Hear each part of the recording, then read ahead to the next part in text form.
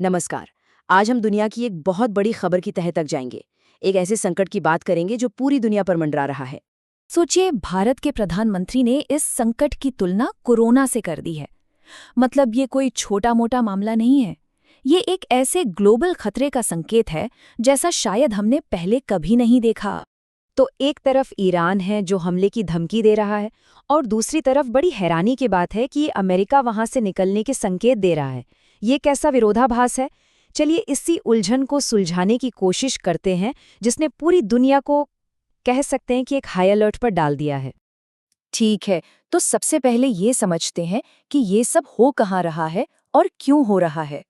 इसके लिए हमें इस संकट के केंद्र को, इसके एपिसेंटर को देखना होगा। कौन से मुख्य खिलाड़ी हैं और कौन सी वो जगह है जो इतनी अहमियत रखती है। हाँ, तो ये है हॉर्मुज़ जल डमरू मध्य। नक्शे पर देखने में ये पानी का एक पतला सा रास्ता लगता है ना? लेकिन असल में दुनिया का एक बहुत बड़ा हिस्सा तेल के लिए इसी रास्ते पर निर्भर है। और इसीलिए कहते हैं कि जिस किसी का भी इस पर कब्जा हो गया, समझे उसने पूरी दुनिया की अर्थव्यवस्था की नब्ज पकड़ ली है। यही वो छोटी सी जगह है जिसने एक लोकल झगड़े को ग्लोबल इकोनॉमिक इमरजेंसी में बदल दिया है। 20%।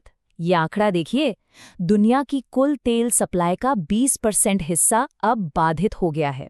जरा सोचिए, सिर्फ एक छोटा सा चोक पॉइंट, एक संकरा सा रास्ता दुनिया के 5वें हिस्से की एनर्जी सप्लाई को बंधक बना सकता है। ये वाकई में हैरान करने वाली बात है। तो अब सवाल ये उठता है कि मामला यहाँ तक पहुँचा कैसे? इस संघर्ष की जड़ क्या है? चलिए अब संकट के पीछे की असली वजहों को टटोलते हैं और देखते हैं कि दोनों तरफ आखिर चल क्या रहा है।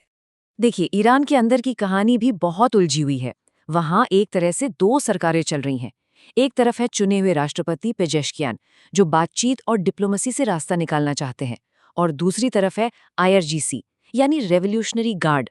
असली ताकत इन्हीं के हाथ में है, और ये किसी की नहीं सुनते, राष्ट्रपति की भी नहीं। सारे बड़े और आक्रामक फैसले यही ले रहे हैं। तो देश के अंदर ही एक पावर स्ट्रगल चल रहा है। और अब आते हैं अमेरिका के स्टैंड पर, जो कि और भी ज्यादा कंफ्यूजिंग है।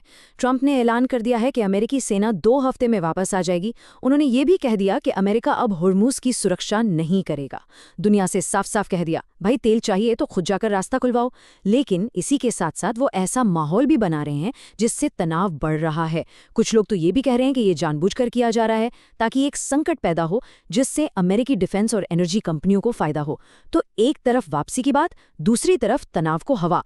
ये विरोधाभास ही इस संकट का सबसे बड़ा पहलू है। तो ठीक है, ये तो हुई जियोपॉलिटिक्स की बात, एक तरह की राजनीतिक शतरंज। लेकिन इसका असर हम सब पर, यानी ग्लोबल इकोनॉमी पर कैसे और कितना गहरा पड़ रहा है, चलिए अब इस पर नजर डालते हैं। सबसे पहला और सबसे साफ असर कच्चे तेल की कीमतों पर पड़ा है। कीमतें आसमान छू रही हैं। संकट से पहले जो तेल लगभग $70 प्रति बैरल था, वो अब सीधा $110 पर पहुंच गया है। ये एक बहुत बड़ा जंप है और इसका असर पूरी दुनिया महसूस कर रही है। और पता है इस स्थिति को क्या कहा जा रहा है? कोविड का उल्टा। ये बिल्कुल सही बैठता है। याद करिए, कोविड के टाइम पर क्या हुआ था? लॉकडाउन की वजह से गाड़ियां, प्लेन सब बंद थे। मतलब तेल तो बहुत था, लेकिन उसे खरीदने वाला कोई नहीं था।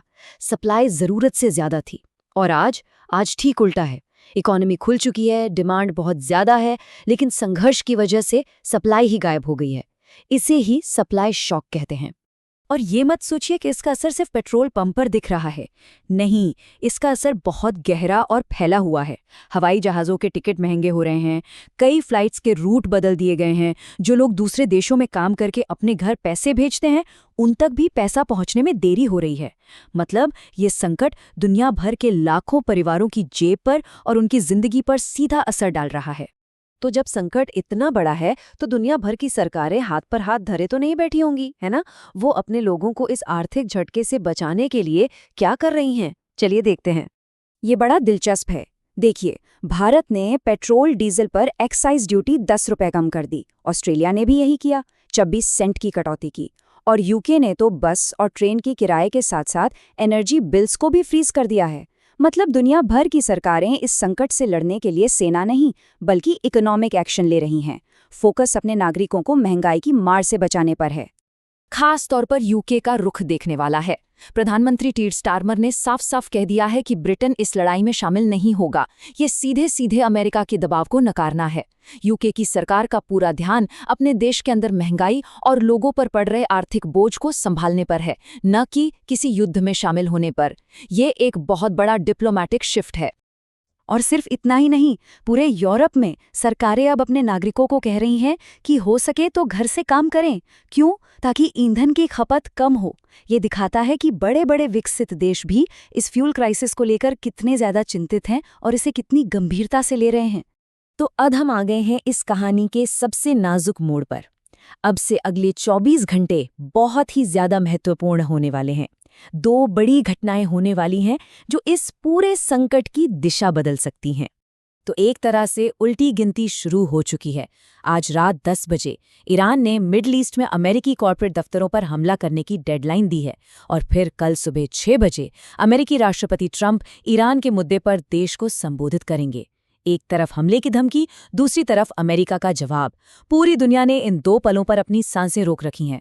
तो सबसे बड़ा सवाल अब यही है, क्या होने वाला है? क्या अमेरिका वाकई पीछे हट जाएगा और तनाव कम होगा, या फिर ये सब किसी बहुत बड़ी आग को भड़काने वाली आखिरी चिंगारी साबित होगी? दुनिया इंतजार कर रही है और हम सब भी।